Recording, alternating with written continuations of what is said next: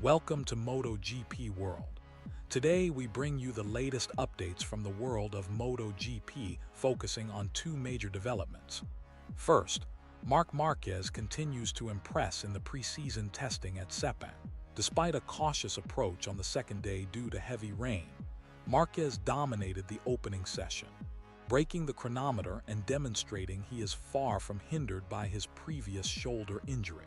He shared his confidence in the new Ducati GP26, stating it feels better than the 2025 model, which is high praise given his dominant performance last year with the GP25. Marquez highlighted that, although the afternoon testing was halted by rain, important aerodynamic tests were planned that will be completed in the next session in Buriram, Thailand, on February 21 and 22. Aerodynamics, he explained, are crucial in a season where engine modifications are not allowed, and Ducati seems to have taken a step forward with new parts already well received by Pecco Bagnaia. Marquez admitted that he felt more relaxed on the bike with the new GP26, but also acknowledged the physical toll of continuous testing, indicating his goal to complete race simulation soon to further enhance his conditioning ahead of the season opener on March 1 in Thailand. The second major story revolves around Ducati's lineup for 2027, which appears to be taking shape with the imminent signing of Pedro Acosta, currently with KTM, as the new teammate for Marquez. This move solidifies Ducati's future direction by bringing in a young and highly talented rider expected to become a cornerstone in MotoGP. While this is promising news for Ducati, it casts uncertainty over the futures of Pecco Bagnaia and Fermín Aldeguer. Bagnaia, a two-time MotoGP world champion and once Ducati's flagship rider since joining the factory team in 2021, has struggled recently, enduring his most challenging season in 2025. Despite public confidence from Ducati, the team's decision to secure Acosta leaves Bagnaia without a guaranteed factory seat for the first time since his debut. With only 10 factory team spots available on the grid, Bagnaia will have to evaluate his options carefully as the market is already moving ahead of the season start. Meanwhile, Fermín Aldeguer, who signed with Ducati while still competing in Moto, had hopes of stepping up to a factory bike, but those chances have dimmed. His best path likely remains within Ducati's broader structure, though exact placements will depend on how the grid's coveted factory slots fill out. These developments mark a critical moment in MotoGP. We also have news about the MotoGP rider market for 2027, which is heating up faster than expected before the 2026 season even begins. Jorge Lorenzo, the five-time world champion, shared his thoughts recently, and they shed light on some of the most surprising developments. Lorenzo expressed surprise at the rumored move of Fabio Quartararo to Honda. He finds it unexpected because, from a competitive standpoint, moving from Yamaha to Ducati made sense due to Ducati's performance, but switching to Honda doesn't represent a clear step forward yet. Lorenzo suspects the motivation behind Quartararo's move might be financial, as Honda likely offered a lucrative contract. On the other hand, the potential signing of Jorge Martin by Yamaha caught Lorenzo somewhat off guard, calling it quite surprising.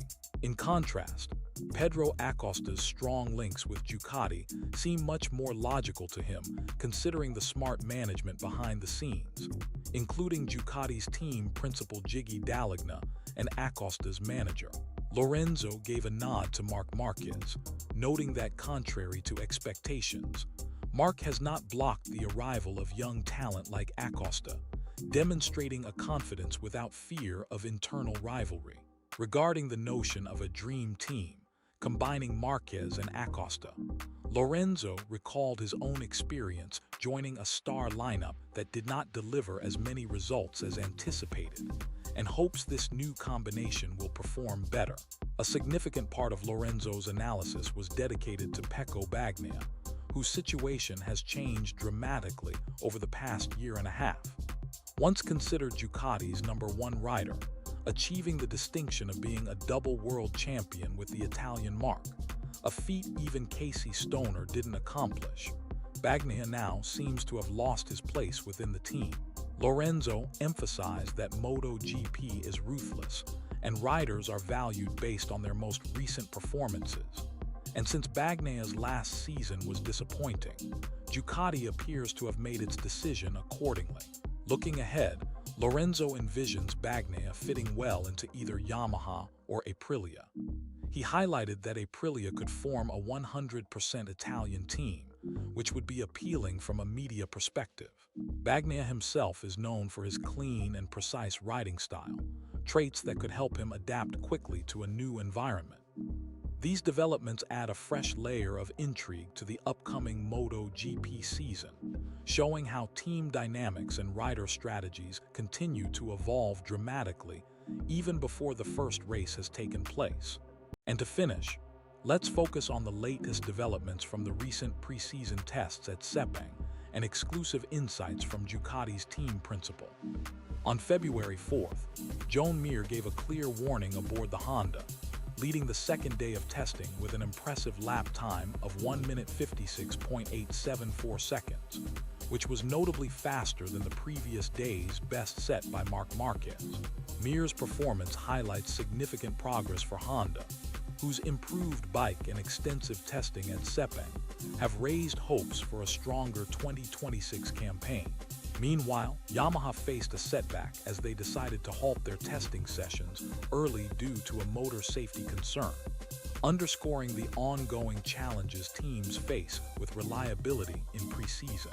On the Ducati side, Pecco Bagnaia expressed increasing optimism, noting better sensations with the new GP26 and fewer issues compared to last year's model. His teammate Alex Marquez, despite a crash in the tricky Turn 5 section, also the site of recent accidents, came through unscathed but with a damaged bike. Marc Marquez, still cautious following his return after injury, focused on technical tests rather than outright speed. Pedro Acosta and Maverick Vinales also impressed, with Acosta praising the new KTM chassis for its improved cornering and trying out a new fairing during a short shakedown. Aprilia continued refining aerodynamics and electronics in what they described as a fundamental test, without dramatic changes. The test day ended with a typical Sepang storm, forcing teams to cut their runs short and setting the stage for an important final day of testing. Turning to Ducati's inner workings, in an exclusive interview with David Tardozzi, the team manager spoke candidly about last season's challenges and the renewed focus for 2026. Tardozzi admitted that 2025 was difficult due to Pecco Bagnaia's struggles adapting to the GP25, which adversely affected team morale and results, and the injury setbacks for Marc Marquez. He emphasized how the team supports its members beyond just racing, understanding the mental and physical toll of consecutive intense seasons.